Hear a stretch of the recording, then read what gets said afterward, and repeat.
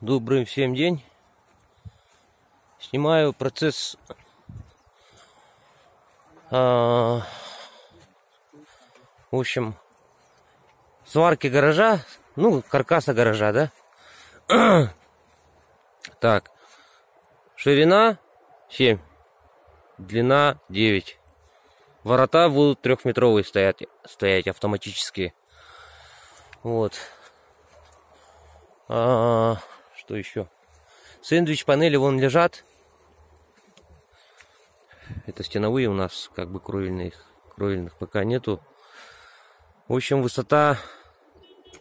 Хайда высота 2,90. 2,90 по бокам. В середине больше 3. То есть, как все будет происходить, буду рассказывать. Сейчас они конструкцию доваривают. Потом монтируем сэндвич панели. Вот. Под низ мы кладем. То есть, как я рассказываю процесс монтажа. Будущего монтажа. Вот, допустим, у нас сэндвич панели лежат, да? Вот. Вот это у нас сэндвич панели стеновые, 7-метровые. Они пойдут на заднюю стенку. Вот. А вот это П-образки. То есть для чего они, да? Самый первый сэндвич панель, вот она здесь будет, допустим, крепиться. Под нее сразу кладется вот эта штука. П-образка. Снаружи будет с завальцовкой. То есть вот сюда вот так вот вставляется. И здесь как бы он где-то до сюда будет. Для чего это мы делаем? Потом мы все это герметизируем. Когда вода попадает в сэндвич панель, весной, допустим, снег, вода все равно найдет, где, как попасть сюда. Сюда попадает, потом вечером разбухает, и все, сэндвич панель ломается. То есть этот лист отталкивает от полистирола. Лос. Через пару лет эта сэндвич панель уже, ну, в общем, на порядок нарушится.